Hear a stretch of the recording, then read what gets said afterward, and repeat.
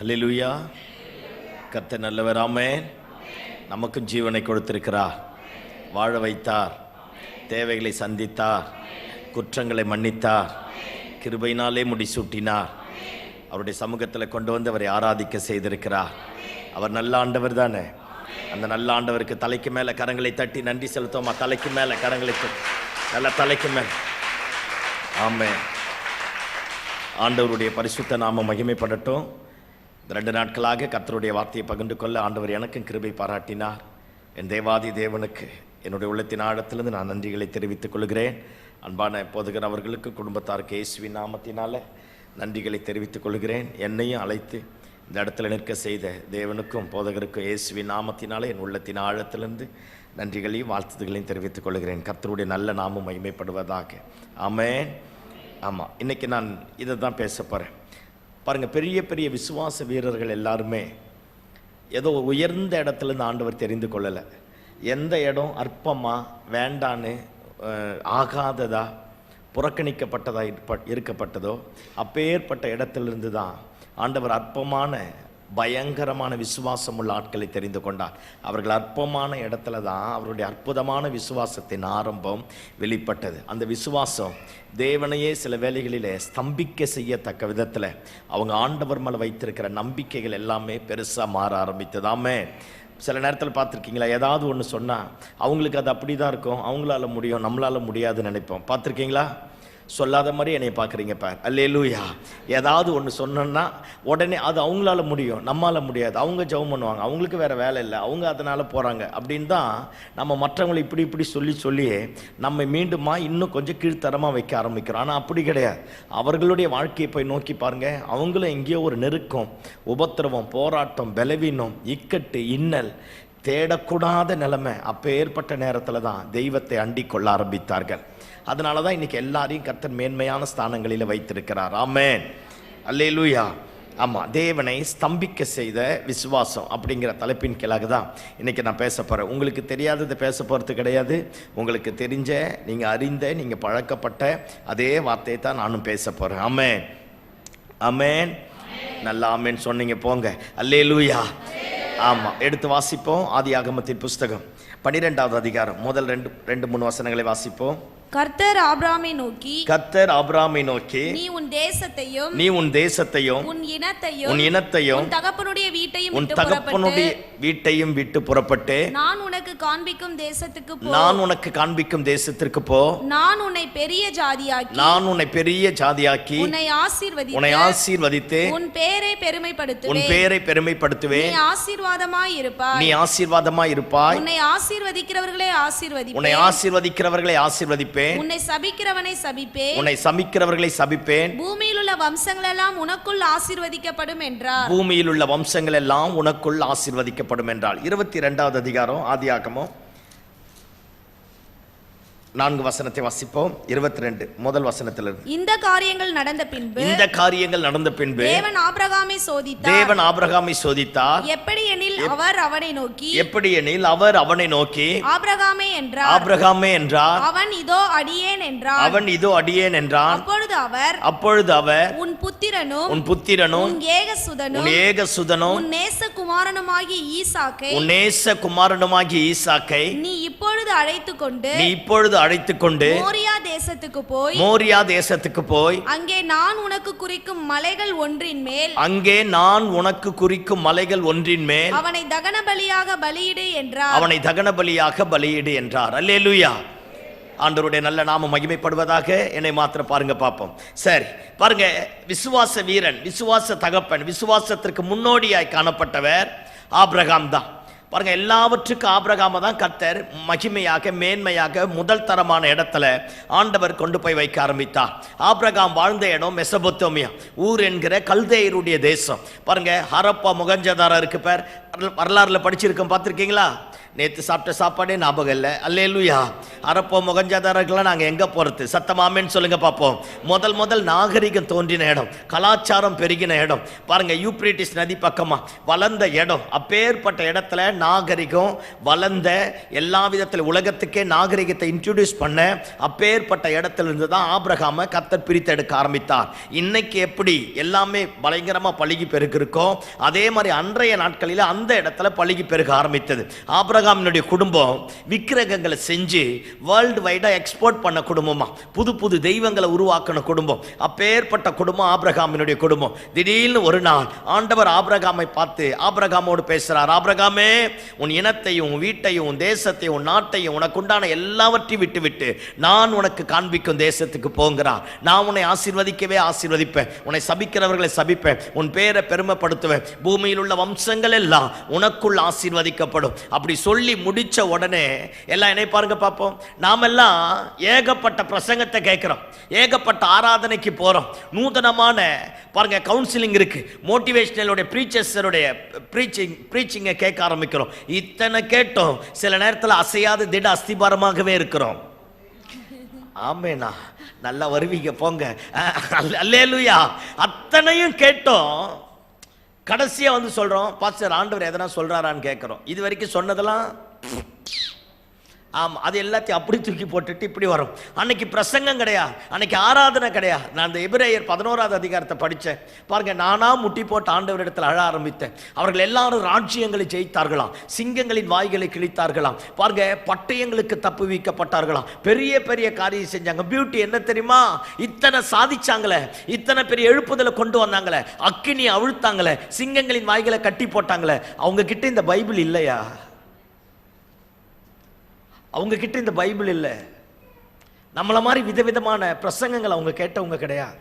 ஆனால் என்ன ஆண்டவரை குறித்து கொஞ்சம் தெரியுமோ, அந்த கொஞ்சத்தில் தங்களுடைய முழுமையை ஆண்டவருக்கு கொடுக்க ஆரம்பித்தார்கள். அல்லேலூயா. அவர்களை கொண்டு கர்த்தர் இயற்கைக்கு அப்பாற்பட்ட காரியங்களை கர்த்தர் செய்ய ஆரம்பித்தார். நீங்கள் ஹோல் பைபிளை படித்து பாருங்களேன். ஆபிரகாம் இருந்த இடம் விக்கிரகத்தை உண்டு பண்ணி வேர்ல்டு வைடாக எக்ஸ்போர்ட் பண்ணுறவன் அவங்ககிட்ட வந்து திடீர்னு பேசுகிறார். பேசின உடனே எந்த மறுப்பும் தெரிவிக்காம ஆபிரகாம் அந்த இடத்தை விட்டு புறப்பட ஆரம்பிக்கிறான். ஒரு சரித்திர ஆசிரியர் ஆபிரகாமை குறித்து எழுதியிருக்கிறார். பெருசுங்க எல்லாம் வந்து உட்கார்ந்துடுச்சான். ஆபிரகாம் சொன்னா, நான் வீட்டை விட்டு வெளியே போக போறேன் அப்படின்னு பாருங்க. எல்லாரும் பெருசு எல்லாம் வந்து உட்கார வச்சுட்டு சொன்னாங்களா, நீ அந்த ஆண்டவரை பார்த்திருக்கியான்னு கேட்டாங்களா? ஆபிரகாம் சொன்னா, இல்ல. அந்த ஆண்டவர் யாராச்சும் இங்க இருக்கிறவங்க அறிமுகப்படுத்திருக்காங்களா? இல்ல. இங்க இருக்கிற சிலைகளில் ஏதாவது அந்த ஆண்டவரை மாதிரி இருக்கா? இல்ல. இந்த மாதிரி ஏகப்பட்ட கேள்வி. நமக்கா கேள்வி கேட்க தெரியாது? அல்லேலூயா.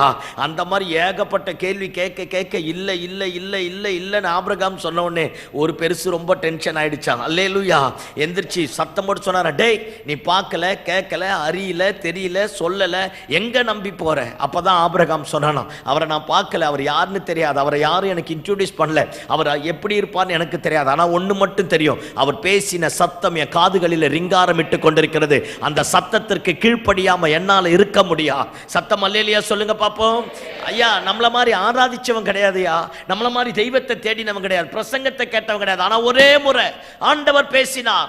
பேசின உடனே அந்த சத்தத்திற்கு கீழ்ப்படிந்து, எங்க போறான் தெரியல, போய் என்ன பண்ண போறான் தெரியல, யாரை நம்பி போக போறான் தெரியல, தன்னை நம்பி வந்த மனைவிக்கு எப்படி சாப்பாடு போட போறான் தெரியல, ஒண்ணுமே இல்லை. எல்லாவற்றை விட்டு ஆண்டவர் அழைத்த அழைப்பை நம்பி, ஆண்டவருடைய வார்த்தையை நம்பி பின்தொடர ஆரம்பித்தான்.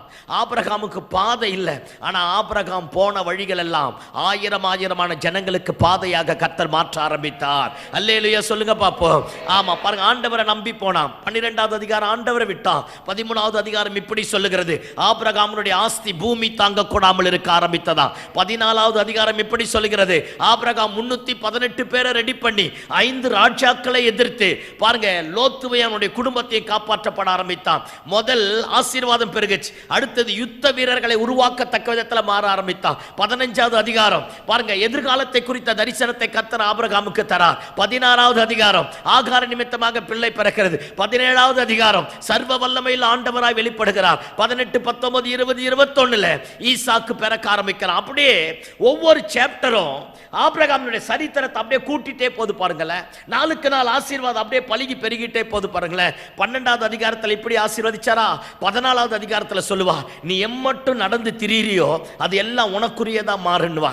பாருங்க 15வது அதிகாரம் பார்த்தீங்கன்னா, பூமியில் வானத்தினுடைய நட்சத்திரங்களைப் போல உன்னை பெருக பண்ணுவார். அந்த ஆசீர்வாதமும் அழைப்பும் ஆண்டவரை நம்பி, ஆண்டவரை சார்ந்து, ஆண்டவரை பின்பற்றி நம்ம எடுத்து வைக்கிற ஒவ்வொரு ஸ்டெப்பும் நம்மை உயர்வுக்கும் மேன்மைக்கும் மகிமைக்கு நேராக தான் நடத்த ஆரம்பிக்கும். அல்லேலூயா. ஆமா, உட்கார்ந்த இடத்துலயே கிதியோன் மாதிரி சொல்லக்கூடாது, நான் தோலை போடுவேன் தோல் நனையணும், தோலை எடுப்பேன் தோல் காயணும்னு சொல்லிட்டு இருக்க கூடாது. ஆமென். ஆமா, தோலை எடுத்து புழிஞ்சு ஒரு கிண்ணத்துல தண்ணியை வச்சுட்டு அப்படியே உட்கார்ந்துட்டு இருக்க வேண்டியது தான். அல்லேலூயா சொல்லுங்க பாப்போம். ஆமா, நிறைய நேரத்தில் இப்படித்தான், நான் தோல் போடுவேன் நனையணும், புல்லு காயணும், இதே தான் பண்றேன். இதை விட பியூட்டி என்னன்னா, அத்தனை ஆசீர்வாதத்தை பெற்றும் தோல் காயணும். ஹலோ, நான் பேசுறது புரியுதா? அதே தான். ஆனால் ஆபிரகாம் பாருங்களேன், அப்படியே போனான், பயங்கரமாக பழுகி பெருகிட்டான். 22வது அதிகாரம், 100 வயசாயிடுச்சு பாருங்க, பிள்ளையும் கர்த்தர் கொடுக்க ஆரம்பித்தார். 114 வயசு இப்போ ஆபிரகாமுக்கு. 22வது அதிகாரத்தில் அதே ஆண்டவர் வந்து சொல்றார், ஆண்டவரை மாதிரி உசுப்பேத்திரத்தில் யாரும் இருக்க மாட்டாங்க. அல்லேலூயா. உசுப்பேத்தியே ரணக்கலமா மாத்துவார். இப்ப பாருங்க, ஆபிரகாம் கிட்ட வந்து சொல்றார், ஆபிரகாமே, உன் ஏக சுதனும், உன் ஒரே பேரான குமாரனும், உன் நேச குமாரனும், உன் சொத்துக்கெல்லாம் சொந்தக்காரனும் எல்லாத்தையும் சொல்லிட்டு சொல்றார், அவனை கொண்டு போய் நான் காண்பிக்கிற மோரியா மலையில பலி செலுத்துங்கிறார். நம்மளா இருந்தா என்ன சொல்லியிருப்போம்? அப்படி சொல்லியிருப்போம். அல்லேலூயா. பிசாசு வந்து பேசிட்டான்னு இருப்போம். பேசாத மாதிரியே நீ பாருங்க, இயேசுவின் ரத்தம் ஜெயம். அல்லேலூயா சொல்லுங்க பாப்போம். அப்படி சொல்லியிருப்பான். ஆனால் ஆபிரகாம் பாருங்க, சாரால் கிட்ட மட்டும் சொல்லியிருந்தான் கதை கந்தல். ஆமென். சாரால் ஆபிரகாமை பார்த்து சொல்லுவார், யோ கிழவா, உனக்கு என்ன பைத்தியம் பிடிச்சி போச்சா, கொடுத்த ஆண்டவர் எப்படி பலி செலுத்துவார்ன்றா. சில நேரத்தில் சிலது சாரால் கிட்ட சொல்லக்கூடாது. இப்போ என்கிட்ட பேசுங்களா, நாங்களாம் ரொம்ப ஓப்பனாக இருக்கிறோம் பாஸ்டர்னு இருப்பீங்க. அல்லேலூயா சொல்லுங்க பார்ப்போம். அல்லேலூயா. சொல்ல வேண்டியது தான் சொல்லணும், சொல்லக்கூடாதத சத்தமாக சொல்லுங்க, சொல்லக்கூடாது. அல்லேலூயா. ஆமாம் பாருங்க, அடுத்த நாள் ஆபிரகாம் எந்திரிச்சிருப்பான். இந்த வார்த்தை ஆண்டவர் சொன்னார், நானா இப்படி கற்பனை பண்ணுறேன், ஆபிரகாம் அப்பவே செத்துருப்பான். உங்களுக்கு ஒன்று தெரியுமா? 22வது அதிகாரம் முன்னாடி வரைக்கும், 12வது அதிகாரத்திலேருந்து 22வது அதிகாரம் வரைக்கும் ஆபிரகாம் எங்கே பலி செலுத்தினானோ அங்கே ஆண்டவர் வந்தார். ஆபிரகாம் எங்கே பலிபீடத்தை கட்டினானோ அங்கே ஆண்டவர் வந்தார். ஆபிரகாம் எங்கு கர்த்தரை தொழுது கொண்டானோ அங்கே ஆண்டவர் வந்தார். இது 22வது அதிகாரம் முன்னாடி வரைக்கும். ஆனால் 22வது அதிகாரத்துக்கு அப்புறம் நம்ம விசுவாசத்தில் வளர்ந்துட்டோம்னு சொல்லுவோம் பார்த்தீங்களா? இந்த விசுவாசம் 2 ஆஃப் இருக்கு. ஃபர்ஸ்ட் ஆஃப் நம்ம செய்யறது எல்லாத்தையும் ஆண்டவர் ஏற்றுக்கொள்வார். ஆனால் செகண்ட் ஆஃப் நம்ம வளர்ந்துட்டோம் அப்படின்னு நினைக்கும் போது ஆண்டவர் சொல்லுவார், நீ வளர்ந்தியா இல்லையான்னு இப்போ நான் சொல்கிறேன் பார் அப்படின்னு சொல்லுவார். முதல் ஆஃப் இவன் செஞ்ச எல்லா இடத்துலையும் ஆண்டவர் தேடி வந்தார். செகண்ட் ஆஃப் ஆண்டவர் எங்கே சொல்கிறாரோ அங்கே தான் ஆபிரகாம் போனோம். நான் பேசுறது புரிஞ்சுதா? இது கூட புரியலாம், இப்படி புரிய வைக்கிறேன் பார். 5வது படிக்கிற வரைக்கும் 3வது படிக்கிற வரைக்கும் தெருவில் எங்கே திரிஞ்சாலும் அம்மா தட்டில் சாப்பாடு போட்டுட்டு நம்ம பின்னாடி வருவாங்க. ஆமென். ஆமாம், முட்டையெல்லாம் ஒன்றா சேர்த்து திணிப்பாங்க, கறியெல்லாம் மிக்சியில் போட்டு கூழாக்கி அடித்து தள்ளுவாங்க. இது குறிப்பிட்ட பீரியட் வரைக்கும் தான். 8வது வந்துட்டு என் பின்னாடி சாப்பாடு வரணுன்னா அம்மா உருட்டுக்கட்டை எடுப்பாங்க. புரியல? இதுக்கப்புறம் இயேசுவாலையும் புரிய வைக்க முடியாது. அல்லேலூயா சொல்லுங்க பார்ப்போம். ஆமாம், இப்போ வருவோம். அம்மா 8வது வந்து சொல்லுவாங்க, டைனிங் டேபிளில் சாப்பாடு இருக்கு பாடுறா, போய் சாப்பிட்றா, அங்கே சாப்பாடு இருக்கு பாடுறா, போய் சாப்பிட்றோம். நம்ம தான் சாப்பாடு இருக்கிற இடத்துல போகணும். இதே மாதிரி தான் விசுவாசமும். ஒரு குறிப்பிட்ட அளவு வரைக்கும் தான் கர்த்தர் நம்ம சொல்றது எல்லாத்தையும் கேட்பா, நம்ம செய்யறது எல்லாம் ஏற்றுக்கொள்வார். நம்ம வளர்ந்துட்டோம் அப்படின்னு நம்ம நினைக்கும் போது ஆண்டவர் நம்ம வளர்ந்தமா வளரலையா, விசுவாசத்தில் நிற்கிறோமா நிற்கலையான்னு எப்பத்தான் சோதிப்பா. இந்த 22வது அதிகாரம் முன்னாடி வரைக்கும் பலி செலுத்தின இடம், பலிபீடம், பலி எல்லாமே ஆபிரகாமாவே செலக்ட் பண்ணி செஞ்சுட்டான். ஆனா இப்போ ஆண்டவர் சொல்றா, உன் பிள்ளையை கூட்டிட்டு, உன் ஏக சுதனம், உன் ஒரே பேரான குமாரன், உன் நேச குமாரனும், உன் சொத்துக்கெல்லாம் சொந்தக்காரன் அவனை கூட்டிட்டு நான் காண்பிக்கக்கூடிய மோரியா மலையில போய் அங்கே நான் சொல்ற இடத்துல பலிபீடத்தை கட்டி பலி செலுத்துங்கிறார். இப்ப கவனிங்க பார்ப்போம். பலியும் ஆண்டவர் தான் செலக்ட் பண்ணுவா, பலி செலுத்துற இடத்தையும் ஆண்டவர் தான் செலக்ட் பண்ணுவா, எங்க பலிபீடம் கட்டணங்கிறதையும் ஆண்டவர் தான் செலக்ட் பண்ணுவா. நான் பேசுறது புரியுதா? அல்லேலூயா சொல்லுங்க பாப்போம். இப்ப ஆபிரகாம் எல்லாத்தையும் பேக் பண்ணிட்டான். சாரால் கிட்ட சொல்லியிருப்பான், சொன்னா நானும் பிள்ளையாண்டானும் போய் அங்கே தொழுது கொண்டு திரும்ப வருகிறோம். சாரால் கிட்ட மட்டும் உண்மையை சொன்னா சாராலா மாறி இருப்பா. அல்லேலூயா சொல்லுங்க பாப்போம். அதனால சாரால் கிட்ட சொல்லல, வேலைக்காரனை கூட்டிட்டான், வேலைக்காரன் கிட்ட சொல்லல, பலி செலுத்த போகிற ஈசாக்கு கிட்டையும் சொல்லல. 3 நாள் தூரம் பிரயாணம் பண்றான். 114 வயசு தகப்பன், வயதானவர். ஆண்டவர் சொல்றார், நீ அந்த மலைக்கு போ. 3 நாள் தூரம் பிரயாணம் பண்ணி அந்த மோரியா மலை பக்கத்துல வந்த உடனே வேலைக்காரன் எல்லாரையும், கழுத வேலைக்காரன் மொத்த பேரை நிறுத்திட்டு அதே பொய்ய வேலைக்காரங்கிட்ட சொல்றான், நானும் பிள்ளையாண்டானும் போய் தொழுது கொண்டு திரும்ப வருகிறோம் அப்படிங்கிறான். விறக கட்டி பையனுடைய தலைமையில தூக்கி வச்சுட்டான், கையில கத்தி நெருப்பு எடுத்துட்டான். பாருங்க, சுண்ணாம்பு பாறைகளால் ஆனது மோரியா மலை. அப்படியே முறுக்கி முறுக்கி அந்த மலை காணப்படுமா, ஏறவே முடியாதான், அப்படியே செங்குத்தா நிக்கிற மாதிரி இருக்க ஆரம்பிக்குமா. இப்ப பையனும் மகனும் 114 வயசு, பையன் 14 வயசு. பையனை பலி செலுத்த போறான். 100 வருஷம் கழிச்சு பிறந்த பிள்ளை, வாக்குத்தத்தம் பண்ணப்பட்ட சந்ததி. அந்த பையனை கீழே நடக்க விட்டுருக்க மாட்டான். ஆயிரக்கணக்கான வேலைக்காரன் ஆபிரகாம் வீட்டில் இருக்கிறான். அத்தனை வேலைக்காரனை தூக்கி வளர்த்திருப்பான், நெய்யாலேயே சாப்பாடு ஊட்டியிருப்பான். அவன் அப்படின்னாலே 10 பேர் ஒடியாந்திருப்பான். அவ்வளவு பத்திரமா பாதுகாத்த தன் பையன் மேல விறக கட்டி தலை மேல தூக்கி வச்சுட்டு கையில கத்தி எடுத்துட்டு நெருப்பு எடுத்துட்டு ஆபிரகாம் மேல போறான். அப்படியே கற்பனை பண்ணி பாருங்களேன், இவன் ஒவ்வொரு ஸ்டெப் எடுத்து வைக்கிறான், தன் பிள்ளையை பலி செலுத்துவதற்காக மேலே போயிட்டு இருக்கிறான். ஆபிரகாமுடைய கால் ஸ்லிப்பா இருக்கும். ஒருவேளை ஈசாக்கு பின்னாடி போனானோ முன்னாடி போனானோ, இருவரும் ஒருமித்து போனார்கள் இருக்கு. ஒரே மனதோடு 2 பேரும் மேலே போயிட்டு இருக்கிறாங்க. ஆபிரகாமுக்கு கால் ஸ்லிப் ஆயிருக்கும். ஈசாக்கு விறகு கீழே போட்டப்பா பார்த்துப்பா அப்படின்னு வந்து ஆபிரகாமை பிடிச்சி நிற்க வச்சிருப்பான். ஆபிரகாமுக்கு அப்படி இருதயம் சுக்குநூறா மாறிட்டு இருக்கும். இன்னும் கொஞ்ச நேரம் கழிச்சு யாரைத்தான் பலி செலுத்த போறோம்? பையனை தான் பலி செலுத்த போறோம். ஸ்லிப் ஆகும்போது, என்னென்னமோ நடக்கும்போது, தண்ணி வேணுன்னும் போது எப்படியோ கொடுத்து 2 பேரும் மேலே போயிட்டான். மேலே போய் பலிபீடத்தை கட்டிட்டான். பாருங்க, விறகெல்லாம் அடுக்கிட்டு பையனை பார்த்து சொல்லியிருப்பான், உன்னதாயா ஆண்டவர் பலியா கேட்குறா. விறகை கீழே போட்டுட்டு 2 கையை நீட்டி சொல்லியிருப்பான், நல்ல கயிறு போட்டு கட்டுங்கப்பா, நெருப்பு பட்டு நான் கூட எந்திரிச்சு வெளியே வந்துட்டு போகிறேன் வேணான்னு இருப்பான். எந்த அளவுக்கு பையனை வளர்த்துருந்தா எவ்வளவு அற்புதமாக அந்த ஈசாக்கு கீழ்ப்படிஞ்சிருப்பான் பார். அத்தனை செல்வசிமா கோட்டீஸ்வரன் பையனை படுக்க வச்சு விறகு மேலே பலிபீடத்து மேலே பையனை படுக்க வச்சுட்டான். கத்தி எடுத்து குத்தலான்னு கத்தி எடுக்க போனோடனே ஆண்டவர் மேலேருந்து எந்திரிச்சிட்டார். சத்தமாக கத்துறார், ஆபிரகாமே பிள்ளையாண்டான் மேல் கத்தியே போடாது. ஐயா, ஆண்டவரே ஸ்தம்பிக்க பண்ணிட்டாயா. ஆண்டவர்கிட்ட இருந்து வாங்குவது வேற, ஆண்டவருக்காக பெஸ்டானது கொடுப்பது வேற. நான் பேசுறது புரியுதா? ஆமா, இப்பெல்லாம் நம்ம குழந்தை பிறக்காத போது சொல்லுவோம், ஆண்டவரே முதல் பிறக்கிற பிள்ளை யாருக்கு ஒப்பு கொடுக்குறேன்?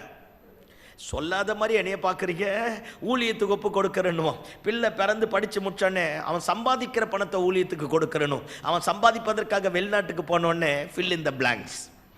அல்லேலூயா. ஊழியத்துக்கு தான் தொடக்கம். ஏன்னா நம்முடைய வெறுமை, நம்முடைய அவமானம் மாறும்போது நம்முடைய அர்ப்பணிப்பு பெருசா இருக்கும். நம்முடைய நிறைவு வரும்பொழுது நம்முடைய அர்ப்பணிப்பு வேற மாதிரி மாறிடும், நம்முடைய டெடிகேஷன் வேற மாதிரி மாறிடும், நம்ம பண்ண பொருத்தனை வேற மாதிரி மாறிடும். மிஷினரி தாங்கிறதுக்காக தான் ஃபர்ஸ்ட் வேலை செய்கிறான். தேங்காய் மண்டை வச்சுக்கின்னு என்னென்ன கதை கட்டுவோம் தெரியுமா? சத்தம் அல்லையே சொல்லுங்க பார்ப்போம். 1008 கதையை கட்டி 1008 லேபிள ஒட்ட ஆரம்பிப்போம். ஆனால் ஆபிரகாம் பாருங்களேன், ஆண்டவர்கிட்ட சொல்லியிருக்கலாம், இத்தனை வேலைக்காரர் இருக்கிறான எவனாவது பலி செலுத்தலாம், ஒருத்தனையும் கிடையாது. தான் பையனை கூட்டிட்டான். மேலே போயிட்டு கத்தி எடுத்து குத்தணும்னு கத்தி எடுக்க போறோன்னே ஆண்டவரை எந்திரிச்சு நின்று கத்துறார், ஆபிரகாமே பிள்ளையாண்டான் மேல் உன் கையை போடாது. இதை விட கொடுமை என்னன்னா, இப்ப ஆண்டவர் சொல்றார், இப்பொழுது நான் அறிந்திருக்கிறேன் நீ கர்த்தருக்கு கீழ்ப்படுகிறவன் என்று, கர்த்தருக்கு பயந்தவன் என்று. என்ன கொடுமை சாமி. அல்லேலூயா. 39 வருஷம் கழிச்சு சொல்றார், இப்பதான்டா நீ எனக்கு கீழ்ப்படுகிற, இப்பதான்டா நீ எனக்கு பயந்து நடக்கிற. எல்லாம் என்ன பாருங்க, ஆண்டவரையே ஸ்தம்பித்து போக பண்ணினா பாரு. 75 வயசுல கீழ்ப்படிந்தது என்னவோ அதே கீழ்ப்படிதல் தான் 114 வயசுல ஆபிரகாம் கீழ்ப்படிந்தார். ஆண்டவர் அப்படியே அசந்து போயிட்டு இருப்பார். எப்பா கைத்திய போடாதரா, நீ எனக்காக எதையும் செஞ்சிருவ போல இருக்குடா, வேணாயா கத்திய கீழே போடு, உன் குமாரன் என்றும் உன் ஏக சுதன் என்றும் பாராமல் எனக்காக கொடுக்க பத்தியா. இப்பொழுது நான் அறிந்திருக்கிறேன். நம்ம விசுவாசம் எப்படி இருக்கு? நம்முடைய அர்ப்பணிப்பு எப்படி இருக்கு? ஆண்டவர் சொன்ன இடத்துக்கு போறோமா? ஆண்டவர் சொன்ன பலிபீடத்தை தெரிந்து கொள்றோமா? ஆண்டவர் செலுத்த சொன்ன பலியை செலுத்துறோமா? இங்க பாருங்க, 1000 ரூபாய் இருந்துட்டு 100 ரூபாய் போடுறது ரொம்ப ஈஸி. ஆனா ஆண்டவர் சொல்றத எல்லாத்தையும் செய்ய முடியுமா? ஆண்டவரே நம்முடைய விசுவாசம் ஸ்தம்பிக்கப்படணும். சத்தம் ஆமென் சொல்லுங்க பார்ப்போம். அல்லேலூயா. தொடக்க காலத்தில் நம்ம எப்படி விசுவாசித்தோம் அப்படிங்கிறத விட இனிமேல் நம்ம எப்படி விசுவாசிக்க போறோம் அப்படிங்கிறது தான் முக்கியம். எவ்வளவு வசனம் தெரியறது முக்கியம் கிடையாது, எவ்வளவு வசனத்திற்கு நம்முடைய வாழ்க்கையை அர்ப்பணிக்கிறோம் என்பது தான் முக்கியம். அதில் தான் நம்முடைய விசுவாசத்தினுடைய பூரணத்துவம் வெளிப்பட ஆரம்பிக்கும். சில நேரத்தில் ஆண்டவர் வலுக்கட்டாயமாக கேட்கும் போது ஆண்டவருக்கு கொடுக்க பழகுவோம். நான் மட்டும் ஆபிரகாமா இருந்தால் இப்படி நினைச்சிருப்பேன், என்ன கொடுமைக்கார ஆண்டவர் தன் பையனை கேட்கிறார். ஆனால் எபிரேயர் எழுதின ஆக்கியோன்னு சொல்றான், விசுவாசத்தினாலே ஆபிரகாமா, விசுவாசத்தினாலே ஆபிரகாம் விசுவாசத்தினாலே தன் ஈவாக திரும்ப பெறப்போகிற பிள்ளையை பலி செலுத்துவதற்காக போனானா. ஆபிரகாமுக்கு தெரியும், 75 வயசுல அழைத்தவர் வெறும் கையனாய் வந்த எனக்கு இத்தனை பரிகாரத்தை கொடுத்த ஆண்டவர் இதுக்கப்புறமா ஒரு அற்புதத்தை செய்வார். 114 வயசுக்கு அப்புறம் என் வாழ்க்கையில ஒரு பெரிய அற்புதம் நடக்கும், ஜெயம் உண்டாகும். ஆண்டவர் வலுக்கட்டாயமா எதையும் பிடுங்க மாட்டார், எதையும் எடுக்க மாட்டார். அவர் சும்மா கேட்கிற மாதிரி கேட்பார். நான் கீழ்ப்படிறேன், நான் என்னை செக் பண்ணுவா. அதனால எனக்குண்டானவைகள் எல்லாம் அவருக்குண்டானவைகள் என்று ஆண்டவரே ஸ்தம்பிக்கப்பட ஆரம்பித்தானா. சத்தம் ஆமென் சொல்லுங்க பார்ப்போம். இந்த நல்ல காலை வேளையில் ஆண்டவருடைய சமூகத்தில் வந்திருக்கிறோம். நம்முடைய விசுவாசத்தின் அளவை கூட்டுவோமே, நம்முடைய கீழ்ப்படிதல் இன்னும் பெருகட்டமே. ஆண்டவர் சொன்னதை அப்படியே செய்வோமே. கண்ட இடத்துல பலி செலுத்துவதை விட கர்த்தர் சொன்ன இடத்துக்கு நேரா வருவோமே, கர்த்தர் காண்பிக்கிற இடத்துக்கு நேரா வருவோமே. கர்த்தர் ஸ்பெசிபிக்கா ஏதோ ஒன்று சொல்றாரு பார், அந்த காரியத்திற்கு நம்முடைய வாழ்க்கையை அர்ப்பணிக்க ஆரம்பித்தா ஆண்டவர் நம்மை வேற மாதிரி பார்ப்பார். ஆமென் சொல்லுங்க பார்ப்போம். ஏசாயா 51வது அதிகாரம் நினைக்கிறேன், 51வது அதிகாரத்தில் ஆண்டவர் இப்படி சொல்றார், நீங்கள் வெட்டி எடுக்கப்பட்ட கன்மலையும் தோண்டி எடுக்கப்பட்ட துறவின் குழிகளையும் நோக்கி பாருங்கள். உங்கள் தகப்பன் ஆபிரகாம் ஒருவனாய் இருக்கையில் நான் அவனை அழைத்து அவனை ஆசீர்வதித்து ஒரு பெரிய சாதியாக மாற பண்ணினேன். வெட்டி எடுக்கப்பட்ட கன்மலையையும் தோண்டி எடுக்கப்பட்ட துறவின் குழிகளையும் நோக்கி பாருங்கள். விசுவாசம் ஸ்திரமற்று போகும்போது, தேவனுக்கு கீழ்ப்படிய இருதயம் மறுக்கும் போது, ஆண்டவருடைய சத்தத்திற்கு கீழ்ப்படியாமல் போகும்போது, வெட்டி எடுக்கப்பட்ட கன்மலையை பார், தோண்டி எடுக்கப்பட்ட துறவின் குழியை பார். உங்கள் தகப்பனாகிய ஆபிரகாமையும் சாராளையும் நோக்கி பார். அல்லேலூயா. இந்த நல்ல காலை வேளையில் ஆண்டவருடைய சமூகத்தில் வந்திருக்கிறோம். நம்முடைய விசுவாசம் ஆண்டவரை ஸ்தம்பித்து போகிற மாதிரி இருக்கணும். ஆமென் சொல்லுங்க பாப்போம். ஆமென். அல்லேலூயா. ஆமா, ஆண்டவரே இப்படியே என்ன நம்புவானா இந்த பையன், இப்படி என்ன நம்புவாங்களா இந்த மக அப்படின்னு ஆண்டவரை ஸ்தம்பித்து போற மாதிரி மாறணும். சத்தம் அல்லேலூயா சொல்லுங்க பாப்போம். நம்முடைய விசுவாசத்தை நாளுக்கு நாள் பெருக்க ஆரம்பிப்போமே. ஆண்டவரை பார்த்து கேட்போமே, இது வரைக்கும் நான் செஞ்ச ஆண்டவரே, இனிமேல் நீங்க என்ன சொல்றீங்களோ அதன்படி செய்வதற்கு என்னை அர்ப்பணிக்கிறேன் ஆண்டவரே. ஆண்டவரை பார்த்து சொல்லுவோம், கர்த்தர் காரியத்தை தலைகீழாக மாற்றுவார். ஆமென். பழைய ஏற்பாட்டு காலத்துல ஒரே ஒரு குஷ்டரோகி மட்டும்தான் சுகமானா, நாகமா. அந்த குஷ்டரோகம் சுகமாகிறதுக்கு காரணம் அந்த பணிப்பெண், வேலைக்கார பெண். சீரியா தேசத்தினுடைய படைகள் எல்லாம் இஸ்ரவேல் தேசத்துல வந்து இஸ்ரவேல் தேசத்தை அழித்து எல்லாரையும் சிறைப்பிடிச்சிட்டு போயிடுச்சு. இந்த சின்ன பொண்ணை நாகமான் தான் வீட்டுக்கு சிறைப்பிடிச்சு கொண்டு போய் வச்சுட்டா. அந்த பொண்ணு வீட்டில் இருக்கிறா. இவன் குஷ்டரோகி. எபிரேயர்களுக்கு யூதர்களுக்கு குஷ்டரோகனாலே தீண்டத்தகாதது, அருவருக்கப்படத்தக்கது, சபிக்கப்பட்ட வியாதி. அப்பேற்பட்ட சபிக்கப்பட்ட வியாதி இருக்கிற ஒருத்தன் வீட்டில் இந்த சின்ன பிள்ளை போயிருக்கிறா. பாருங்க, தன் ஆட்சியாரை பார்த்து இப்படி சொன்னலாம், ஏன் தேசத்தில் ஒரு தீர்க்கதரிசி இருக்கிறார், அவர்கிட்ட போனா ஐயாவோட குஷ்டரோகம் மாறிடும். ஐயா, அவ சின்ன பெண்ணையா, இது வரைக்கும் குஷ்டரோகம் சுகமானதா பைபிள்ல இல்லவே இல்லை. ஆனா அவ சொல்றா, என் ஊர்ல நான் ஆராதிக்கிற ஆண்டவருக்குரிய ஒரு தீர்க்கதரிசி இருக்கிறார், அவர்கிட்ட ஐயா போனார்னா இந்த குஷ்டரோகம் சுகமாயிடும். எத்தனையோ கேன்சர் சுகமானதை கேட்கிறோம், ஆனா கேன்சர் வந்துட்டா ஆண்டவர் செத்து போனது போலயே நம்மள வந்துடுறோம். ஆமே.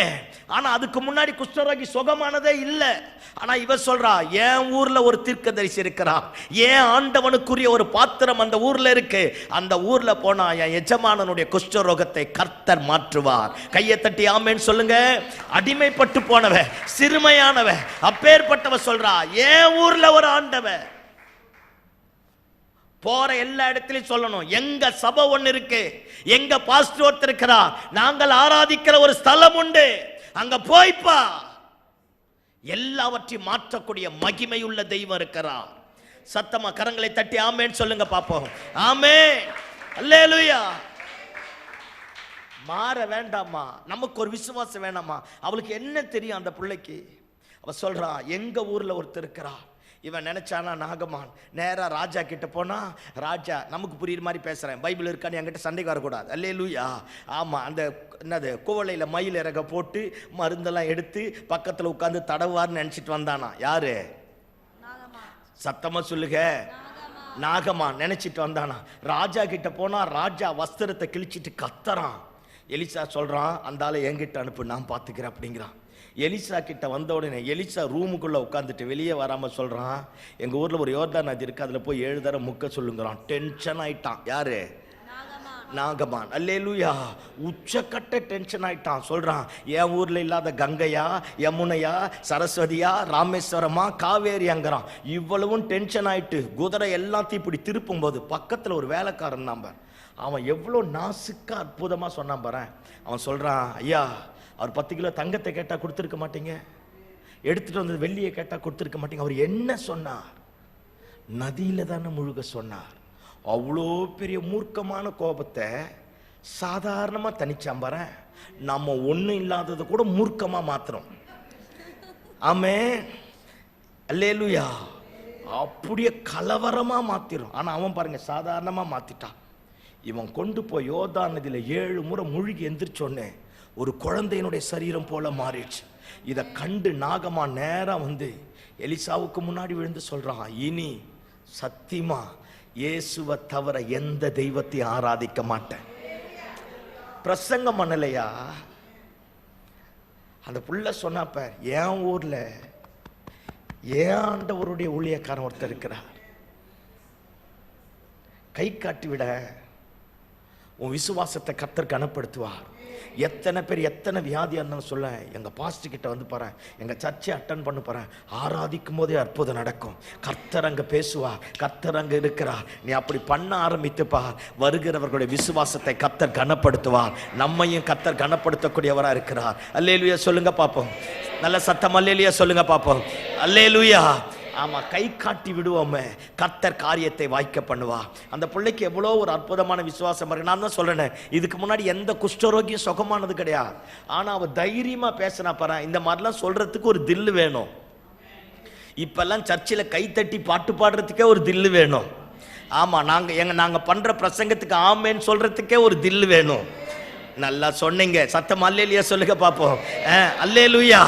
ஆமா, இன்னைக்கு எல்லாத்துக்கும் ஒரு தைரியம் வேணும். ஆனா அவ சொன்னாப்ப, நடக்குமா நடக்காதா, என்ன ஆகுமோ என்ன ஆக தெரியா. ஏன் ஊர்ல ஏன் ஆண்டவனுடைய தீர்க்கதரிசி ஒருத்தர் இருக்கிறா, அவரால் எல்லாம் மாறும். நான் மோரியா மலைக்கு போவேன், என் பிள்ளையை திரும்ப நான் கொண்டு வருவேன். என் பிள்ளையை வலுக்கட்டாயமா ஆண்டவர் அபகரிக்க மாட்டா. என் சந்ததியை வானத்தின் நட்சத்திரங்களை போல பெருக பண்ணுவேன் சொல்லி இருக்கிறார். அவர் சொன்னதை நிறைவேற்றி முடிக்கக்கூடியவரா இருக்கிறார். அல்லேலூயா சொல்லுங்க பாப்போம். இந்த நல்ல காலை வேளையில எல்லாம் கவனிங்க பாப்போம். ஆண்டவர் எதை கேட்டாலும் மனமோ வந்து கொடுக்க ஆரம்பித்து பாருங்களேன். அமுக்கி குலுக்கி மடியில் சரிந்து விழும்படி கர்த்தர் திரும்ப தரக்கூடிய ஆண்டவராக இருக்கிறார். ஆண்டவர் எதையுமே அபகரிக்க மாட்டார். ஆமென் சொல்லுங்க பாப்போம். நல்ல சத்தம் ஆமென் சொல்லுங்க பாப்போம். அல்லேலூயா. கர்த்தர் மாற்றக்கூடியவராக இருக்கிறார். மோசேயோட அம்மா பாருங்க, எல்லா எபிரேயர்களுக்கு பிறக்கிற எல்லா ஆண் குழந்தையும் கொண்டு போய் நைல் நதியில போட்டணும். எல்லா குழந்தைங்களும் செத்து போன பிரேதங்களா மிதந்துட்டு போகுது. இப்போ இந்த அம்மாவுக்கு குழந்தை பிறந்துடுச்சு. அல்லேலூயா. குழந்தை பிறந்த உடனே 3 மாசம் வரைக்கும் அந்த அம்மா எப்படியோ கண்ட்ரோல் பண்ணி பொத்தி வளர்த்துருக்கு. ரொம்ப சத்தம் போட்டு அழுதுருப்பான் போலகுது மோசே. அல்லேலூயா. கலவரம் பயங்கரமா மாறின உடனே இனிமேல் பிள்ளையை காக்க முடியாதுன்னு தெரிஞ்சு ஒரு நாணல் பெட்டியை செஞ்சு கீழும் பிசினையும் பூசி அந்த குழந்தைய அதுக்குள்ள வச்சு அதை கொண்டு போய் நைல் நதியில விட்டுதான். எல்லாருமே அதே நைல் நதியில தான் பிள்ளையை போட்டாங்க. ஆனா மோசேயினுடைய தாய் விசுவாசத்தினாலே. அல்லேலூயா சொல்லுங்க பாப்போம். ஆமா பாருங்க, எபிரேய பிள்ளைகள்னாலே தீட்டுப்பட்டது, அருவருக்கப்படத்தக்கது, தனது தாழ்ந்தது, எந்த விதத்திலும் பிரயோஜனப்படாது. பாத்ரூம்ல பார்வோன் குமாரத்திக்கு குளிக்க இடமா இருக்காது. சாரி, அரண்மனையில பாத்ரூம் குளிக்க இடமா இருக்காது. ஆனா ஆண்டவர் பாருங்களேன், கல்லுல நார் உரிக்க முடியாதுன்னுவாங்கல்ல, உனக்கும் எனக்கு அற்புதம் செய்யணும்னா பார்வோன் குமாரத்தையே வர வைப்பாரு. நல்லா ஆமேன்னு சொன்னீங்க போங்க. சத்தம் அல்லேலூயா சொல்லுங்க பாப்போம். அந்த அம்மா குளிக்க இங்க வந்துடுச்சு. எங்க? நைல் நதியில வந்துடுச்சு. நைல் நதியில குளிச்சிட்டு இருக்கு. யாரு கண்ணிலுமே படாத அந்த நாணர் பெட்டி யாரு கண்ணில தான் பட்டுச்சான்? பார்வோன் குமாரத்தினுடைய 50 தாதிமார் இருந்திருக்க மாட்டான், 50 போலீஸ்கார் இருந்திருக்க மாட்டான், 4-5 ரதம் இருந்திருக்காது. தண்ணி எல்லாத்தையும் சுத்தப்படுத்த எத்தனை பெண்கள் உள்ள இறங்கியிருப்பாங்க. அத்தனை பேருடைய கண்கள்ல படாத பெட்டி யார் கண்ணில் தான் பட்டுச்சு? பார்வோனுடைய குமாரத்தினுடைய கண்களில் தான் பட்டுச்சு. இந்த அம்மா பாருங்க, மோசேனுடைய தாய் அந்த பெட்டியை கொண்டு வந்து நைல் நதியில் வச்சுட்டு அவங்க அக்கால கொண்டு வந்து அங்கே நிற்க வச்சுட்டு இது உள்ளே போய் வீட்டுக்குள்ளே உட்காந்துச்சு. அப்படியே கொஞ்சம் கற்பனை பண்ணி பாருங்களேன், மனசெல்லாம் பதைச்சிருக்கும். நைல் நதி கரை புரண்டு ஓடக்கூடியது. அந்த பெட்டி உருட்டிடுமோ, முதல்ல இருக்குமோ, நானெல்லாம் வந்து முழுகிடுமோ, பாம்பு வந்துடுமோ, என்ன ஆகுமோ, அப்படி ஆகுமோ, கொண்டு போய் விட்டுட்டு அவங்க அக்காவை அந்த இடத்துல நிற்க வச்சுட்டு இந்த அம்மா வந்துடுச்சு. அடுத்து கொஞ்ச நேரம் கழிச்சு இந்த புள்ள வேகமாக வந்து கதவை தட்டுது. மம்மி மம்மி, என்னப்பா, பார்வோன் குமாரத்தி உங்களை கூப்பிட்றாங்க, என்ன ஆச்சு சொல்லு தங்கம். ஒன்றும் வேணாம், அங்கே வந்து பாரு அப்படிங்குது. பார்த்தா எது செத்துருன்ட்டு நைல் நதியில் எல்லாரும் போட்ட மாதிரி போடல, இவன் நாணர் பெட்டியை செஞ்சு போட்டா. ஆமென். ஆமாம் பாருங்க, பார்வோனுடைய குமாரத்தி கையில் அந்த பிள்ளை இருக்கு. தீட்டுப்பட்டது தான், அருவருக்கப்படத்தக்கது தான், எபிரேயர்களுடைய பிள்ளை தான். அவள் அப்படியே கழுத்தில் போட்டிருக்கிற ஒரு 10 சவரன் செயின் எடுத்து போட்டிருப்பா. சும்மா சொல்லி பாருங்களேன், அல்லேலூயா. 10 சவரன் செயின் எடுத்து அந்த குழந்தை கழுத்துல போட்டிருப்பா. இது அழகு வசீகரிக்கும். அல்லேலூயா.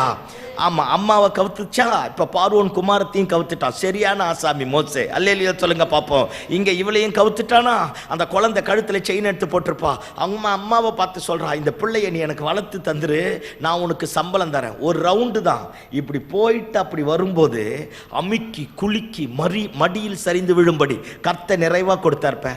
அதுக்கப்புறம் பார்வோன் மோசேனுடைய அம்மா ஒரு குடிசையில் இருந்திருப்பாங்க, ஒரு பங்களா தந்திருப்பாங்க. நல்ல சத்தமாமேன்னு சொல்லுங்க. கடைக்கு போகிறதுலாம் ஷாப்பிங் போகிறதுக்கு ஒரு ரதம் தந்திருப்பான். நம்ம விசுவாசத்தினாலே ஆண்டவரை நம்பி எதை செஞ்சாலும் நம்முடைய வாழ்க்கை மேன்மை அடையுமே தவிர, உயர்த்தப்படுமே தவிர, உன்னத இடத்துக்கு சரித்திரத்தை மாற்றத்தக்க விதத்தில் கர்த்தர் கொண்டு போவாரே தவிர ஒருபோதும் தாழ்ந்து போக கர்த்தர் விடவே மாட்டான். கையை தட்டி ஆமேன்னு சொல்லுங்க பார்ப்போம். விசுவாசம். அல்லேலூயா, அல்லேலூயா. இப்போ நம்ம விசுவாசம் எப்படி இருக்குன்னா, சம்பளம் வாங்கும் மொத்தம் பயங்கர விசுவாசமா இருக்கு. 15 நாளில் சம்பளம் முடிஞ்சோடனே fill in the blanks. அல்லேலூயா. வேற மாதிரி மாறிடுது. தேவையை பார்த்து விசுவாசம் வர்றது கிடையாது, சூழ்நிலைகளை பார்த்து வருவது கிடையாது. சூழ்நிலைகளை மாற்றுவது தான் விசுவாசம். பலவீனத்தை பலனாய் மாற்றுவது தான், இல்லாதவர்களை இருக்கிறவர்களை போல அழைப்பது தான். சத்தமாமேன்னு சொல்லுங்க பார்ப்போம். இந்த நல்ல நாளில் நம்முடைய விசுவாசத்தை ஆண்டவர் கனப்படுத்திட்டோமே. 1000 பிரச்சனை வரட்டும், 1000 நெருக்கம் வரட்டும், 1000 போராட்டம் வரட்டும், ஆண்டவரை நம்பி கர்த்தருடைய வார்த்தையை நம்பி கர்த்தருடைய வார்த்தையின் அடிப்படையில் நம்முடைய வாழ்க்கையை வடிவமைக்கப்படும் போது நாம எதையும் ஒரு துரும்ப கூட கர்த்தர் இழக்க விட மாட்டார். எல்லாவற்றின் நாளத்தனையாய் திரும்ப தருவதற்கு கர்த்தர் போதுமான ஆண்டவராக இருக்கிறார். அல்லேலூயா சொல்லுங்க பாப்போம். பைபிள் எல்லாம் நான் சாவரேன் செத்ததே கிடையாது. ஆமே. நான் ரொம்ப நாள் வாழ்வேன்னு மைக்கேல் ஜாக்சன் இருந்தான் பாருங்க. 15 டாக்டர் அவனுக்கு 150 வயசு வரைக்கும் இருக்குன்னு நினைச்சாலாம். அவன் என்ன சாப்பிடணும்னு எல்லாத்தையும் சொன்னாங்களாம். 15 முறைக்கு மேல சர்ஜரி பண்ணியிருக்கிறானா. 50 வயசோடு முடிஞ்சது பாரு. புரியுதா நான் பேசுறது? திறமை, ஞானம், புத்தி, அறிவு, பணபலம் எல்லாம் நம்மளை ஒன்றுமில்லாமல் நிலைக்குள்ளேயே பண்ணிடும். சத்தமாமேன்னு சொல்லுங்க பார்ப்போம். ஆமா, நீதியான வாழ்க்கை வாழவே முடியாது. பெரிய பணக்கார யாரு? அவரு தான். அல்லேலூயா. இப்போ வந்திருக்கிறோம் சரி, முன்னாடி இருக்கிறோம் சரி, 2 பேருமே விவாகரத்தானவங்க தான். குடும்பத்தை நடத்த தெரியாதவங்க, பிள்ளைகளோட வாழ முடியாதவங்க, கடந்து போன நெருக்கங்கமான பாதைகளில் தங்களுடைய வாழ்க்கையை கட்டி எழுப்ப முடியாதவங்க, எங்கேயோ ஒரு விதத்தில் சரிஞ்சு போயிட்டாங்க. ஆனால் தெய்வத்தை நம்பி பாறேன், தெய்வத்தை சார்ந்து கொண்டு பாறேன். பணமோ பேரோ புகழோ ஆஸ்தியோ அந்தஸ்தோ ஐஸ்வர்யமோ ஞானமோ புத்தியோ விட கர்த்தருடைய ஆளுகை, கர்த்தருடைய வசனத்தின் அடிப்படையில் நம்முடைய வாழ்க்கை கட்டப்படுமானால் கர்த்தர் காரியத்தை தலைக்கீழாக மாற்ற போதுமான ஆண்டவராக இருக்கிறார். ஆமென். விசுவாசம். அல்லேலூயா, அல்லேலூயா. 12வது அதிகாரத்தில் பெற்றுக்கொள்வதற்காக கடந்து வந்தான். 22வது அதிகாரத்தில் இழப்பதற்காக கடந்து போக ஆரம்பிக்கிறான். ஆனா இழக்கல, எல்லாவற்றையும் திரும்ப சவதரித்துக் கொண்டான். சில நேரத்தில் ஆண்டவருக்காக இதை இழந்துருவோம் நினைக்கிறேன். ஆண்டவர் அப்பேற்பட்ட கொடுமைக்காரர் கிடையாது. வாங்குற மாதிரி வாங்குவார், ஆனா வாங்க மாட்டார். திரும்ப நாளத்தனையா தருவார். அமுக்கி குலுக்கி மடியில் சரிந்து விழும்படி கொடுவார். ஆமென். அல்லேலூயா. நமக்கு எப்பவுமே கர்த்தர் மேன்மைப்படுத்தக்கூடியவராக இருக்கிறார். நம்முடைய வாழ்க்கையை நம்ம விசுவாசத்தினால் அர்ப்பணிப்போமே, நம்முடைய காரியங்களை அர்ப்பணிப்போமே, நமக்கு உண்டான எல்லா விதத்திலையும் விசுவாசத்தை ஃபாலோ பண்ண ஆரம்பிப்போமே, ஆண்டவருடைய வசனத்தின் அடிப்படையில் நம்முடைய வாழ்க்கை கட்டப்படட்டுமே. கர்த்தர் காரியத்தை தலைக்கீழாக மாற்றக்கூடியவராக இருக்கிறார். அல்லேலூயா. இந்த கானானிய ஸ்திரீ பாருங்க, அவ கிரேக்க ஸ்திரீன்னு சொல்லுது. கானானிய ஸ்திரீ ஆண்டவர் அறியாதவ, நம்மள மாதிரி சர்ச்சைக்கு போனவ கிடையாது. எங்கேயோ ஒரு இடத்துல ஆண்டவரை குறித்து கேள்விப்பட்டுட்டா, ஆண்டவர் கிட்ட போன அற்புதம் நடக்க நினைச்சிட்டா. புருஷனை பத்தி பைபிள் சொல்லப்படலை பாருங்க. ஆண்டவரை குறித்து கேள்விப்பட்டு தனக்கு இருக்கிற ஒரே ஒரு பொண்ணு சாகர மாதிரி உடம்பு சரியில்லாம இருக்கிறா. பிள்ளைய வீட்டில் வச்சுட்டு வந்திருப்பா, நிறைய டாக்டர் கிட்ட போயிருப்பா, ஏகப்பட்ட பணத்தை செலவு பண்ணியிருப்பா. எல்லாம் செலவு பண்ணியும் பிள்ளைக்கு சுகமே ஆகல. நாளுக்கு நாள் குழந்தை செத்துட்டு இருக்கு. இப்ப ஆண்டவர் கிட்ட வாரா. எல்லாம் கவனிங்க பாப்பா, நமக்கு புரியுற மாதிரி பேசுறேன். இப்ப மாடி மேல ஆண்டவர் பேசிட்டு இருக்கிறான்னு வச்சுக்கோங்களேன். கீழே எல்லாம் மக்களா உட்கார்ந்து இருந்திருப்பாங்க, தெருவெல்லாம் மக்களா இருந்திருக்கும். தலைவர் சத்தம் வெண்கலம் போல இருந்திருக்கும் போல இருக்கு. அல்லேலூயா. எல்லா இடத்துலயும் சத்தம் துணிக்குது. அவன் நேரம் அழுதுட்டு வந்து நிக்கிறா. கூட்டத்தில் இருக்கிற அத்தனை பேரும் பாருங்க, என்னம்மா சத்தம் போடாத இருமானா. இவ சொல்லியிருப்பா, என் பொண்ணு சாகர மாதிரி இருக்காயா, ஏசு நீங்க ஒருத்தர் இருக்கிறாரமே, அவர்கிட்ட போனா அற்புதம் நடக்கும்னு சொன்னாங்கயா, நான் வந்திருக்கிறேன். எல்லாம் சொல்லியிருப்பான், நாங்கள் அதுக்கு தான் உட்கார்ந்து வந்திருக்கிறோம், சும்மா இருமா அப்படின்னு இருப்பான். அல்லேலூயா. சத்தமா சொல்லுங்க அல்லேலூயா. ஆனா அந்த அம்மா பாருங்க, அந்த கூட்டத்தை எல்லாம் இடிச்சிட்டு உள்ள வந்துட்டா. இப்ப மேலே ஏறணும், படிக்கட்டில் இடிச்சிட்டா. எத்தனை பேர் என்னென்ன திட்டிருப்பான், அத்தனை திட்டிக்கு வாங்கிட்டு மேலே ஏறி ஏசு பக்கத்தில் வந்து நின்றுட்டான். வந்து நின்று அழுவுறா. தலைவர் பிரசங்கம் பண்ணியிருக்கிறா, ஏடா கூடமா அழுதுட்டு இருக்கிறா. ஆண்டவர் கேட்காத மாதிரியே, நாங்க எவ்வளோ பிரசங்கம் பண்ணாலும் நீங்க அசால்ட்டா தூங்குவீங்கல்ல. சோத்திரம் ஆண்டவரே, சொல்லுங்க ஆண்டவர் மாறே. அல்லேலூயா. ஆண்டவர் பக்கத்துல வந்து நின்னுட்டு புலம்புறா, சாமி என் பொண்ணு சாகர மாதிரி இருக்காயா, ஏதாச்சும் ஒண்ணு பண்ணியா, ஏதாச்சும் ஒண்ணு பண்ணியா, ஏதாச்சும் ஒண்ணு பண்ணியான்னு தலைவர் அப்படியே மௌனமா இருக்கிறார் பார். ஆமா, அப்படியே அமைதியா இருக்கா. ஒண்ணு சொல்ல. பேதுருவே டென்ஷன் ஆயிட்டார். ஆண்டவரே, இந்த அம்மா ஓயாம தொல்லை பண்ணுது, ஏதாவது ஒண்ணு பண்ணி தொலைங்க ஆண்டவரே அப்படிங்கிற. ஆண்டவர் சொல்றார், நானும் காணாமல் போன இஸ்ரவேலருக்காக தான் வந்தேன், இந்த அம்மாவுக்கு அற்புதம் செய்யணும்னு வரல. நம்மளா இருந்தால் என்ன செஞ்சிருப்போம், அவர்லாம் ஒரு பாஸ்டரா, அதெல்லாம் ஒரு சர்ச்சையா, திரும்ப அவர்கிட்ட நம்ம போனோமா, நம்ம என்ன தேங்காய் மாண்டி வச்சுக்கணும் கொஞ்சமாவா திங்க் பண்ணுவோம். அல்லேலூயா சொல்லுங்க பார்ப்போம். அப்படி சொல்லியிருப்போம். ஆனால் அந்த அம்மா பாரு விவரம். அந்த அம்மா மனசில் நினைச்சிருக்கா, ஐயோ இவர் மனப்பூர்வமா சொல்றவர் இல்ல, இவர்கிட்ட போனா அற்புதம் நடக்காம இருக்காது. ஆமென். அத்தனை மௌனமா இருந்தார்ல. சொல்றார், உனக்கெல்லாம் அற்புதம் செய்ய முடியாதுமா, மறுக்கிறார். ஆனா அந்த அம்மா அப்படியே நின்று கேட்குது பாரு, ஜபத்தை நிறுத்தலையே. என் பொண்ணு சாகர மாதிரி இருக்கிறா, என் பொண்ணு சாகர மாதிரி, தேஞ்சு போன ரெக்கார்டே தான், என் பொண்ணு சாகர மாதிரி இருக்கிறா, என் பொண்ணு சாகர மாதிரி இருக்கிறா. ஆண்டவர் சொல்றார், பிள்ளைகளின் அப்பத்தை நாய்க்குட்டிகளுக்கு போட முடியாதுமா, சும்மா பேசாதம்மா, நாய்க்குட்டிகளுக்கு பிள்ளைகளின் அப்பத்தை போட முடியாது. அந்த அம்மா சொன்னா பாரியா, அவ அம்மா, நம்ம எல்லாம் சும்மா. அல்லேலூயா. அந்த அம்மா சொல்ற, அப்பெல்லாம் எனக்கு வேணாம் சாமி. இந்த பிள்ளைகளுக்கு கூட்டும் போது அது பாதி மென்னு பாதி கீழே துப்பும் பேர் துணிக்கை, அதுக்கு பேர் கிரீக் வேர்ட் மார்சல்னு இருக்கு. அதே குழன்னு சில நேரத்தில் நாய் கூட மோந்து பார்த்துட்டு போயிடும் பேர். அவ சொல்றா, அது வாயிலிருந்து அந்த பிஞ்சு போனது துணிக்க விழும் பார்த்தீங்களா, அது எனக்கு தாயா, நீ கையில் எடுத்து கொடுத்தா என் பொண்ணு நல்லா மாறிடுவாயா. என்ன விசுவாசம் பாருங்க. ஆண்டவர் திரும்பி உட்கார்ந்திருந்த அத்தனை பேரையும் பார்த்துட்டு சொல்றாரு, இஸ்ரவேலருக்குள்ளும் அப்படின்னா என்ன, உட்கார்ந்துறதுக்கெல்லாம் வேஸ்ட்னு அர்த்தம்ன்றாரு. ஐயோ, ஆண்டவர் சொன்னதை நான் சொல்றேன். அல்லேலூயா சொல்லுங்க பாப்போம். ஆமா, இஸ்ரவேலருக்குள்ளோ நான் இப்பேற்பட்ட விசுவாசத்தை பார்க்கலங்கிறா. போமா, நீ விசுவாசித்தபடி உனக்காக கடவுள் உன் புள்ள படைச்சிட்டான். பாருங்க என்ன ஒரு அற்புதம். அந்த அம்மா கானானிய ஸ்திரீ ஆண்டவரை ஸ்தம்பிக்க பண்ணிடுச்சு பாருங்க, அப்படியே மாத்திட்டா பாருங்களேன். நான் இஸ்ரவேலருக்குள்ள இப்பேற்பட்ட விசுவாசத்தை பார்க்கல. அந்த பிள்ளை உயிரோடு எழும்பிடுச்சு. 100க்கு அதிபதி பாருங்க, தான் வீட்டில் வேலை செய்கிற ஒருத்தனுக்கு உடம்பு சரியில்லையா, அவன் எவ்வளோ இரக்க குணம் உள்ளவன் பாருங்க. நமக்கு ஒய்ஃப் உடம்பு சரியில்லைனாலே கதவை சாத்திட்டு வேலைக்கு போயிடுறோம். அல்லேலூயா. புரிச்ச ஏதாவது ஒன்று கேட்டால் உனக்கு இதே பொழப்பு தான்ட்டு போயிடுறோம். ஏன்னா ரொம்ப நம்மளாம் நிர்மலா சீதாராமன் அம்மாவுக்கு அசிஸ்டன்ட்டு தானே. அல்லேலூயா சொல்லுங்க பார்ப்போம். போனவொன்னு இந்திய தேசத்தின் பொருளாதாரத்தையும் தூக்கி நிறுத்த போகிறோமில்ல. அல்லேலூயா. ஒரு டீயை போட்டு தரமாட்டோம். ஆமேன்னு சொல்லுங்க பார்ப்போம். அவன் பாருங்க 100க்கு அதிபதி, சமுதாயத்தில் ஒரு பெரிய பேர், ரோம அரசாங்கத்தில் ஒரு நல்ல பொசிஷன், அவனுக்கு கீழே 100 படை தளபதிகள் இருக்கிறான். அத்தனை பேருக்கு கேப்டனாக இருக்கிறவன் பாருங்க, தான் வீட்டில் இருக்கிற வேலைக்காரன் ஒரு பிள்ளைக்கு உடம்பு சரியில்லைன்னு ஆண்டவர்கிட்ட ஆளை விட்டு அனுப்புறான். ஆண்டவரே நான் வரேங்கிறார். இவன் சொல்லி அனுப்புறான், ஐயா நீர் என் வீட்டுக்குள்ள வர நான் பாத்திரவான் இல்லையா, நீங்க நினைக்கிற மாதிரி நான் இல்லையா. நீங்க ஒரு வார்த்தை சொல்லு சாமி, என் வேலைக்காரன் சொஸ்தமாவான். ரோம பொறிச்சவங்கய்யா, அவன் சொல்றான், உங்ககிட்ட வாயிலிருந்து வர ஒரு வார்த்தை போதையா, என் வேலைக்காரன் பிழைப்பான். ஆண்டவரே ஸ்தம்பித்து போக பண்ணிட்டான் பார். கூட இருந்தவங்க எல்லாரும் ஸ்தம்பித்து போக பண்ணிட்டான் பார். அல்லேலூயா சொல்லுங்க பாப்போம். இந்த ஏப்ரல் மாசம் முடிய போது, மே மாசம் தொடங்க போது, நமக்கு 1008 தேவைகள் இருக்கு. அத்தனை தேவைகளுக்கு மத்தியில நம்முடைய விசுவாசத்தை கனப்படுத்தக்கூடிய கர்த்தரும் உயிரோடு இருக்கிறார். சத்தமாமேன்னு சொல்லுங்க பாப்போம். ஆமா, ஆண்டவர் சொல்லக்கூடிய இடத்துல, ஆண்டவர் போக சொல்லக்கூடிய இடத்துல, ஆண்டவர் காட்டுகிற வழியில, ஆண்டவர் சொல்லுகிற ஆலோசனையின் அடிப்படையில் நம்முடைய வாழ்க்கை கட்டப்படுமானால் எத்தனை குஷ்டம் இதுவரைக்கும் யாருக்குமே நடக்காது இருக்கலாம், ஆனால் நமக்கு கர்த்தர் நடத்தி முடிப்பார். இதுவரைக்கும் யாருக்கும் கர்த்தர் செய்யாம இருக்கலாம், நமக்கு செய்வார். இதுவரைக்கும் அந்த இடத்துல போட்டதெல்லாம் செத்து போயிருக்கும், ஆனால் நம்முடையது உயிரோடு வர ஆரம்பிக்கும். நாம போனது ஒரு நோக்கம், கர்த்தர் திரும்ப தருவதற்கு போதுமான ஆண்டவராக இருக்கிறார். ஆமென். நம்முடைய விசுவாசத்தை கர்த்தர் கனப்படுத்தக்கூடியவராக இருக்கிறார். உங்கள் விசுவாசமே உலகத்தை ஜெயிக்கிற ஜெயம். உலகத்தில் இருக்கிறவனை காட்டில நமக்குள்ளாக இருக்கிறவர் பெரியவர். சத்தம் ஆமென் சொல்லுங்க பாப்போம். விசுவாசிக்கிறவன் பதறானா, விசுவாசிக்கிறவனுக்கு எல்லாம் கூடுமா. அவரை நம்புவோம், அவரை சார்ந்துவோம், அவரை கனப்படுத்துவோம். ஆண்டவர் சொல்லட்டும், இத்தனை பேரை விட இந்த அம்மாவுடைய ஜெபம் பெருசுன்னுட்டோம், இத்தனை பேரை விட இந்த ஐயாவுடைய ஜெபம் பெருசுன்னு சொல்லட்டும், அத்தனை பேரோட இந்த சபையினுடைய ஜெபம் பெருசுன்னு சொல்லட்டும். கர்த்தர் நம்மை கனப்படுத்த போதுமானவராக இருக்கிறார்.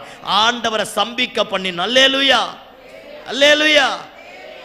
எலியா பாருங்க, வேலைக்காரன் அனுப்புறான். இன்னைக்கு மட்டும் அந்த மாதிரி ஒரு அசிஸ்டன்ட் பாஸ்டர் இருந்தா ஊழியத்தை விட்டுட்டே ஓடிட்டு இருப்போம்.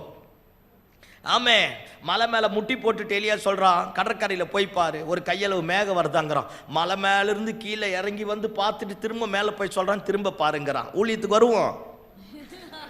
சும்மா சொல்லுங்களேன், ஊழியத்துக்கு வருவோம்? ஐயோ, ஒரு நாள் கூட குப்பை கொட்ட முடியாது. ஆமேன்னு சொல்லுங்க பார்ப்போம். ஆனால் அந்த வேலைக்காரன் பாருங்க, சலைச்சவனே கிடையாது. 7 முறை 6 முறை வந்துட்டு 7வது முறை போய் சொல்றான், கையளவு மேகத்தை பார்க்கிறேன். ஆகாப்பா பார்த்து எலியா சொல்றான், ரதத்தை கட்டு, சீக்கிரமா ரதத்தை பூட்டு, வீட்டுக்கு போ, ஒரு இரைச்சலின் சத்தத்தை கேட்கிறேன். ஆமே, நம்ம முட்டி போட்டா ஏதோ ஒன்று நடக்கணும். நம்ம தேவ சமூகத்தில் வந்தா கர்த்தர் நம்ம பட்சத்தில் இறங்கி வரணும். நம்ம ஜெபத்துக்கு வானம் திறக்கப்படணும். கையளவு மேகத்தை காண்கிற வரைக்கும் எதையும் விடக்கூடாது. அல்லேலூயா. ஆமா, எலிசா பாருங்க, செத்து போன பிள்ளையை கொண்டு போய் மேல் வீட்டு அறையில போட்டுட்டான். படுத்தான், சுத்தனா, படுத்தான், சுத்தனா, படுத்தான், சுத்தனா. பிள்ளையின் தும்மலின் சத்தம் கேட்கிற வரைக்கும் அமைதியா இருக்க கூடாது. அந்த பிள்ளை 7 முறை தும்பி மீண்டுமாய் உயிரோடு எழும்ப ஆரம்பித்தானா.